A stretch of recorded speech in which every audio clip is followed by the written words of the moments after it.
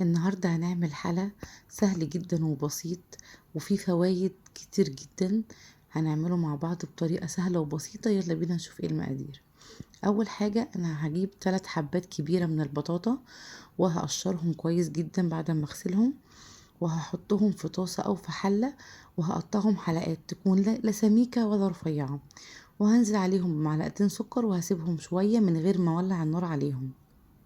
هتنزل البطاطا، هتنزل كل المية اللي فيها. هبتدي بعد كده ان انا اولع عليها النار، نار هادية خالص، وهسيبها يعني ما خدتش معايا نص ساعة على النار. بعد نص ساعة هلاقيها بدأت ان هي تستوي. منتهى السهولة الخطوة دي اول خطوة عملناها. بعد كده هجيب الخلاط بعد ما البطاطا تكون بردت شوية، وهبتدي ان انا انزل بيها في الخلاط كل الكمية اللي انا هعملها. يعني انا مثلا لو هعمل كذا حاجة هزود البطاطا. لتر الحليب هياخد 3 حبات من البطاطا، تكون الحبة كبيرة مش صغيرة. هحط على دول لتر حليب. بعد كده بعد ما احط اللتر كامل هحط عليه رشة من الفانيليا. انا استكفيت بالسكر اللي هحطه في الكريم كراميل، وهستكفى بالسكر اللي حطيته على البطاطا. مش هزود سكر عشان ايه ما تبقاش سكرها عالي قوي. هستخدم 2 باكت كريم كراميل، اي نوع بقى تفضلوه هاتوه. هنزل بالاتنين باكت على لتر الحليب والثلاث حبات البطاطا.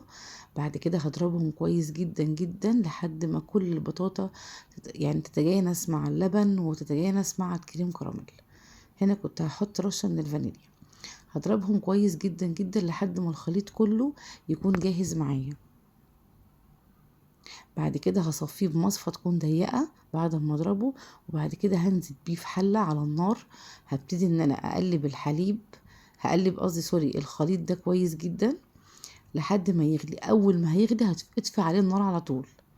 حتى لو قوامه خفيف معاكي، اول ما يبتدي ان هو يغلي اطفي النار على طول.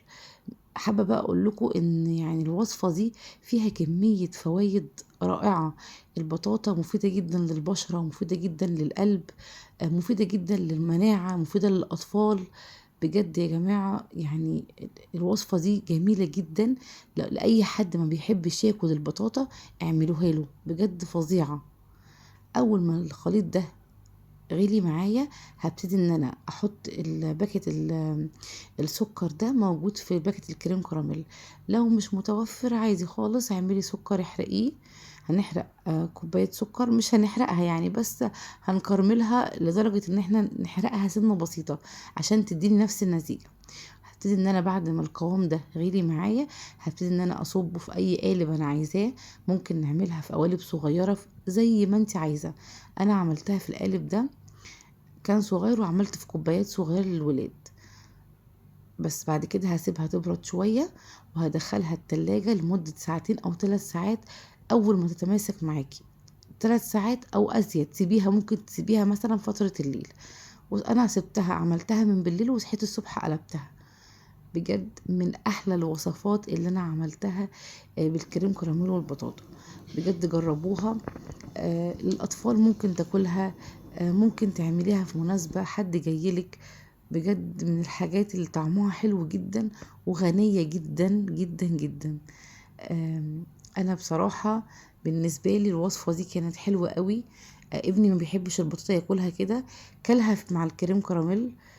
فظيعة يا جماعة، بصوا كريمي كده وطعمها تحفة. جربوها وان شاء الله تعجبكم، واشوفكم تاني في فيديو قريب، وباي باي.